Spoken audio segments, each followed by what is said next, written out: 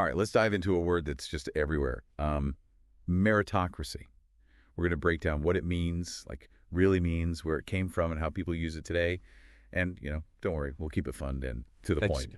So we got some really cool sources, like Merriam-Webster, the Stanford Encyclopedia of Philosophy, and even this super interesting Vox interview with Daniel Markovits. By the end of this, you'll basically be like a meritocracy pro. I like it. Okay, so to start things off, Merriam-Webster, they define meritocracy as a system in which the talented are chosen and moved ahead on the basis of their achievement.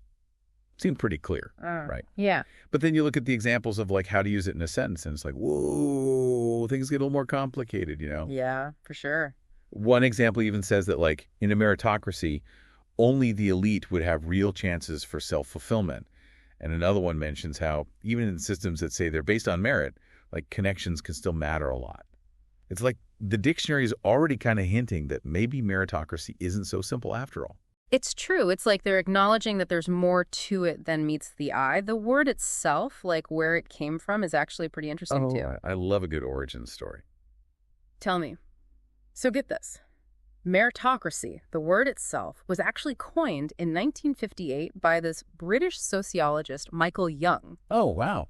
Recent. Yeah, it's not that old, and it was in his book. It was actually a satirical book called The Rise of the Meritocracy. What? Yeah, so he meant it more as like a warning, not like a good thing. So he like invented the word, but was actually kind of criticizing the idea. Exactly, yeah. He was imagining this future where intelligence and talent were like the only things that mattered for your social status, and he thought that would lead to this really rigid and probably pretty unfair hierarchy. So it kind of makes you wonder, could a system based totally on merit actually be bad for society? That's a big question. Wow. But before we get too deep into that, like the concept of rewarding merit must have been around before 1958. Oh yeah, for sure. The word might be relatively new, but the idea of rewarding merit, that goes way back. Like, for example, ancient China, they had this imperial examination system that they used for centuries to pick government officials, and it was all based on how well they did on these super hard exams. So it was all about merit, not your family status or anything like that, which was really revolutionary for that time. So even back then, people were trying to figure out how to create a system that was fair and recognized talent. That's incredible. Yeah, it is. It shows how different cultures throughout history have approached this idea of merit. But as with like any system, there have always been questions and debates and complications about like how to actually put these meritocratic ideals into practice, For sure.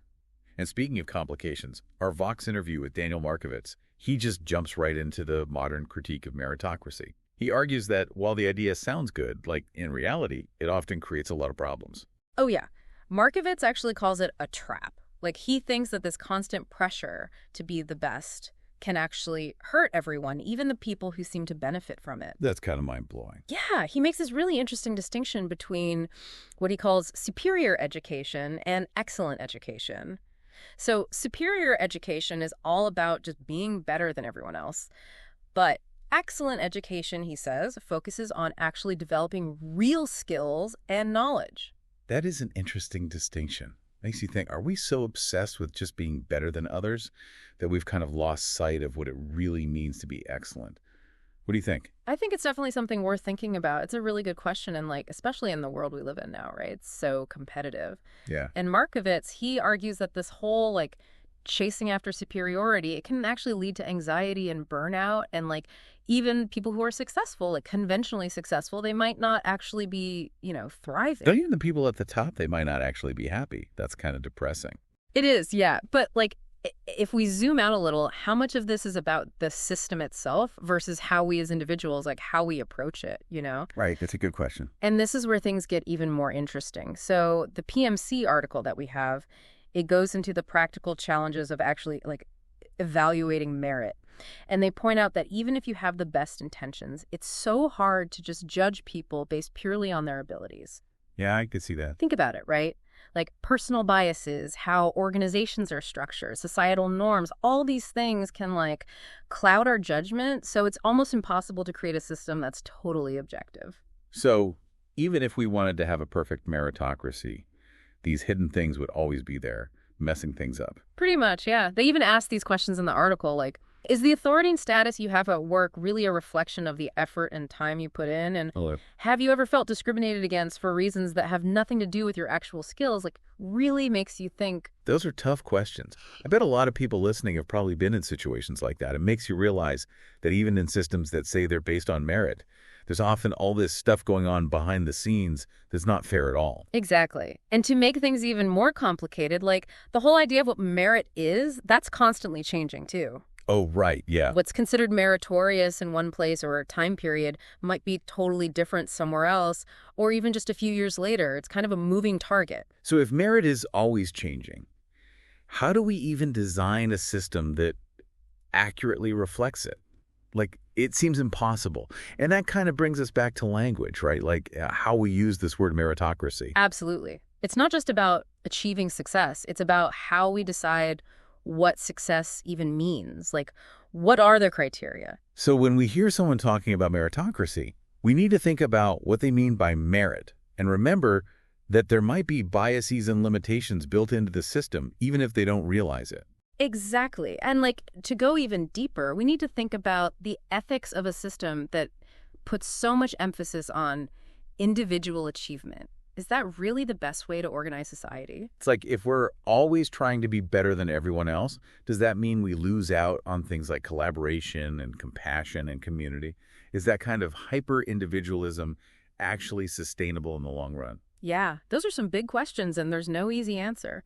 But the important thing is that we're having this conversation, right? Like, we're actually examining the idea of meritocracy and what it means for how we live and work and relate to each other. I totally agree. Just being aware of all this, knowing the history and the nuances and the potential problems, that's a huge step in the right direction. It helps us navigate this whole complex thing in a more thoughtful way. For sure. And maybe that's the biggest takeaway here. By understanding the whole picture, we can have better conversations about how to create a society that's fairer and more fulfilling for everyone, no matter where they fall on this so-called meritocratic ladder. It's funny, this whole conversation has really changed how I think about meritocracy. I used to think it was just like, work hard, you'll succeed, like a simple equation. But now I see it so much more complicated.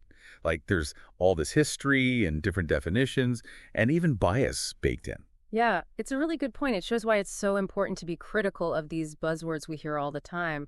When someone's like, meritocracy is the answer, we need to stop and ask, okay, but what do you even mean by merit? How are you measuring it? And who's really benefiting from that definition? Right, exactly. And I think our deep dive today has given us the tools to do that. We've looked at the definition, where the word came from, how people use it today. We even talked about some pretty deep philosophical and ethical questions, about merit and its place in society. And I think the most important takeaway is that meritocracy isn't just one thing. It's complex, it changes, it has good and bad sides. Understanding that helps us have more productive conversations about how to create a world that's truly just and fair for everyone. So to wrap things up, let's leave our listeners with something to think about. If you had to explain meritocracy to someone who'd never heard of it, what would you say? That's a good one. I think I'd start by saying that, on the surface, meritocracy means that people should succeed based on their skills and effort. But I'd also say that it's not always that simple.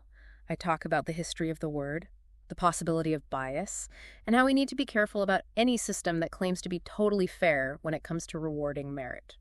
And I'd add that it's crucial to remember that the definition of merit can change depending on the time and place. What was considered meritorious in the past might not be seen the same way now. Yeah, absolutely. Okay, I think that's a great place to leave it. Thanks for joining us on another deep dive. We hope you learned something new and that you're ready to have more thoughtful conversations about meritocracy and what it all means. Until next time, stay curious.